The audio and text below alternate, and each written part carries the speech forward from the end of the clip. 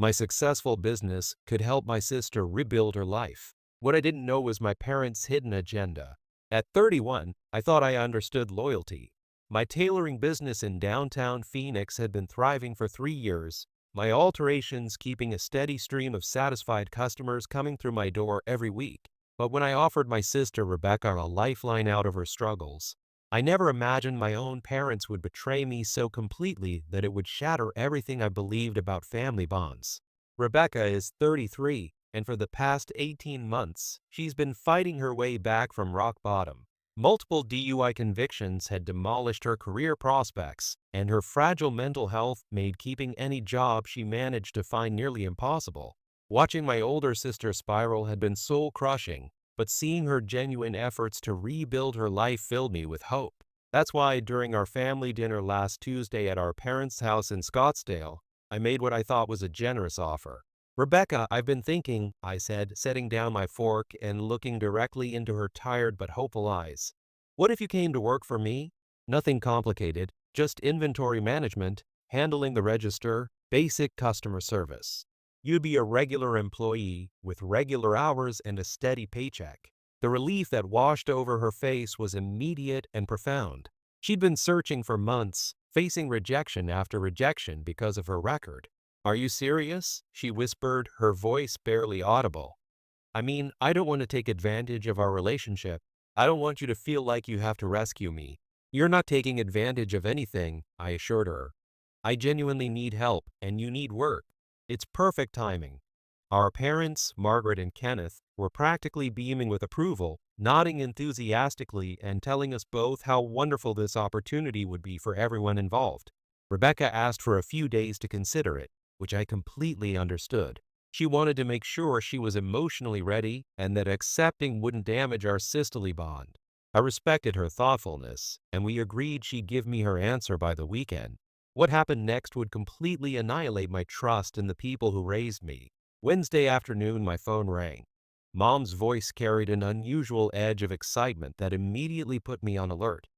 "Samantha, honey, I've been thinking about Rebecca's new position, and I have a question about the building lease." "What about it?" I asked, already sensing something was terribly wrong. "Well, since Rebecca will be co-owner now, her name should be added to the lease agreement, don't you think? I can call the landlord if you'd like, or we could all go together to handle the paperwork." The words hit me like a physical blow. "Mom, what are you talking about? Rebecca wouldn't be co-owner. I made it crystal clear that she'd be working for me as an employee, just like any other staff member I might hire." The silence stretched uncomfortably before Mom began what I can only describe as a calculated campaign to manipulate me. "Oh, sweetheart, but don't you think it would be so much better for both of you if she had real ownership? Think about how much more invested she'd be, how much pride she'd take in the business. Plus, it would give her the security she needs during her recovery." "Absolutely not," I said firmly.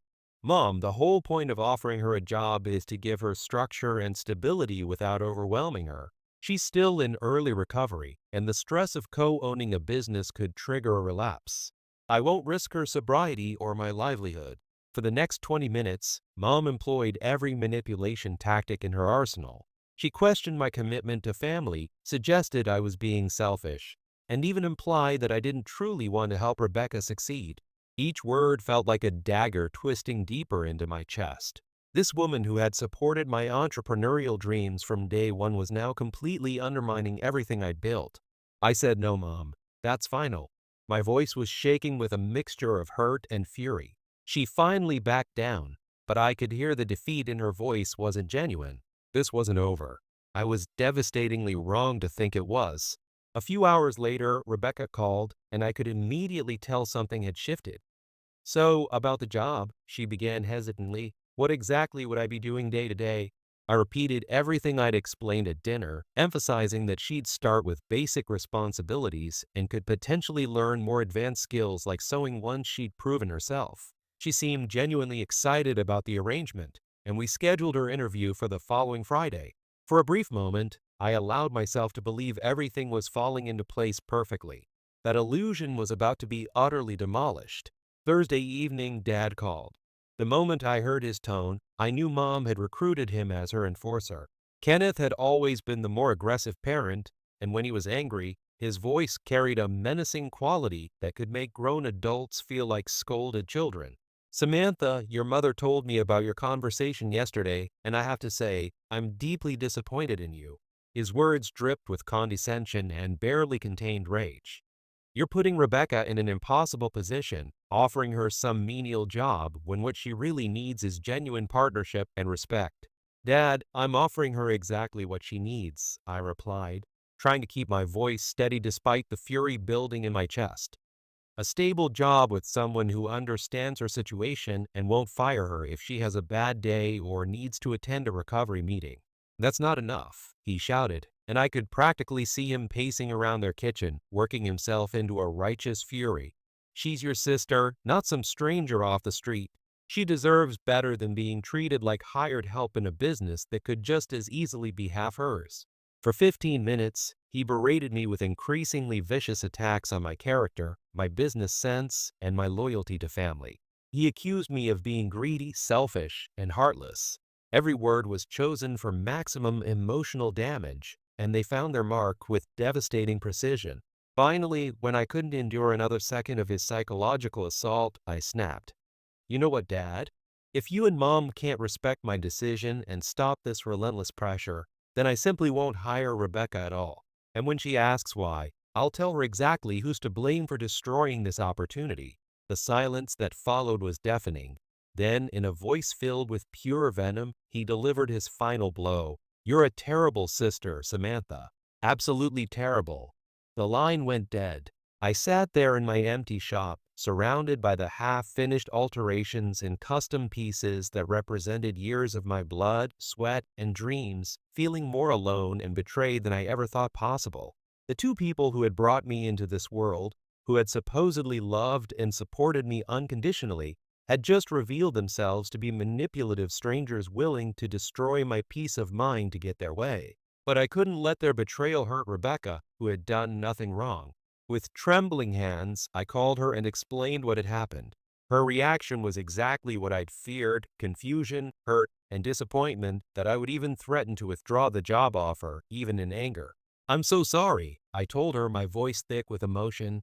I still absolutely want you to work with me. I just can't handle Mom and Dad trying to control my business decisions. This has nothing to do with you and everything to do with them crossing boundaries they have no right to cross. Rebecca understood, but I could hear the hurt in her voice. She was caught in the middle of a war she never asked to be part of, and that realization only intensified my fury at our parents' selfish manipulation. What happened next would transform everything, leading to the most brutally honest conversation our family had ever experienced. The following evening, Rebecca called with unexpected news. I talked to Mom and Dad, she said, and I could hear a new strength in her voice that hadn't been there before. They want all four of us to have breakfast together tomorrow morning. They think there's been a huge misunderstanding, and honestly, after hearing their side and yours, I'm starting to think they might be right. Saturday morning, I drove to my parents' house with a mixture of hope and dread churning in my stomach. The moment I walked into their kitchen, I could feel the awkward tension hanging in the air like a thick fog.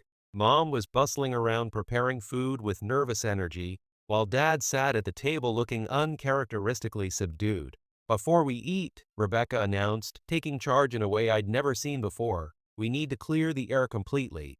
Everyone needs to be honest about what they're feeling and what they want. What followed was the most emotionally raw conversation our family had ever had. Rebecca spoke first, explaining how the pressure to accept a co-ownership position she wasn't ready for was actually adding stress to her recovery process. She talked about feeling caught between loyalty to me and gratitude to our parents, and how that conflict was triggering anxiety that threatened her sobriety. I appreciate that you want to help me succeed, she told Mom and Dad, her voice steady but emotional, but your pushing is actually making everything harder. I need to prove to myself that I can handle responsibility gradually, not be handed a major business partnership before I've even shown I can manage basic employment. Then it was my turn. I looked directly at our parents and let years of unspoken feelings pour out. You raised me to be independent and strong, to build something meaningful with my own hands. This business represents everything you taught me about hard work and integrity. When you tried to pressure me into giving away half of what I built, It felt like you were telling me that none of my efforts mattered, that family obligation should override sound business judgment. I could see Dad flinching as I continued. And when you yelled at me, called me terrible, it brought back every childhood memory of feeling small and powerless when you were angry. I'm 31 years old, and I've built a successful business from nothing.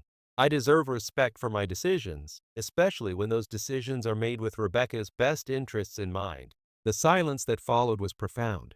Mom had stopped her nervous cooking, and Dad was staring at his hands with an expression I'd never seen before, genuine shame mixed with dawning understanding.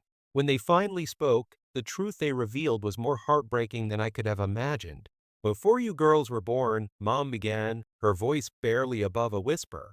My cousin Jennifer struggled with addiction and depression. Our family tried to help her, but we never found the right approach. She felt like a burden, like she couldn't contribute anything meaningful, and eventually, she couldn't finish the sentence, but she didn't need to. Dad picked up the thread, his voice heavy with old grief. She took her own life at 28. We've carried that tragedy with us for over 30 years, always wondering if we could have done something different, something more. When Rebecca started struggling, all those old fears came rushing back. The pieces suddenly clicked into place with devastating clarity. Their aggressive push for Rebecca to become a co-owner wasn't about greed or control. It was about terror. They were so afraid of losing another family member to addiction and despair that they'd convinced themselves that only a permanent, unshakable position in my business could provide the security Rebecca needed to survive. We thought if she had real ownership, she could never lose the job, never feel disposable again, Mom explained through tears. We were so focused on preventing the worst-case scenario that we completely lost sight of what was actually best for everyone involved. The revelation transformed my anger into something deeper and more complex. Grief for the cousin I'd never known, empathy for parents who'd been carrying unimaginable fear, and a new understanding of how trauma can distort even the most well-intentioned love. What followed was hours of tears, apologies, and the kind of honest emotional communication our family had never quite managed before. We talked about fear, trust, boundaries, and the difference between helping and enabling. We discussed how Rebecca's recovery journey needed to be respected and supported without being controlled or accelerated beyond her readiness. By the time we finished breakfast, something fundamental had shifted in our family dynamic. Mom and Dad truly understood why their approach had been harmful, and I understood the deep love and terror that had driven their behavior. Rebecca felt heard and supported rather than pressured and caught in the middle. We made concrete plans for family therapy, recognizing that professional guidance would help us navigate these complex waters more skillfully in the future. Rebecca was enthusiastic about starting work with clear boundaries and realistic expectations, and our parents committed to supporting her recovery process without trying to control the details. The interview between Rebecca and me went perfectly the following Friday. She was professional, honest about her limitations, and genuinely excited about the opportunity to contribute to something meaningful while rebuilding her work skills and confidence. We established clear expectations, appropriate boundaries, and a supportive structure that honored both her recovery needs and my business requirements. 6 months later, Rebecca has become an invaluable member of my team. She's reliable, detail-oriented, and has developed a genuine passion for the fashion industry that I never knew she possessed. More importantly, she's thriving in recovery, attending her meetings regularly, and rebuilding her sense of self-worth through meaningful work. Our family relationships have never been stronger. The therapy sessions helped us develop better communication skills and taught us how to support each other without overstepping boundaries.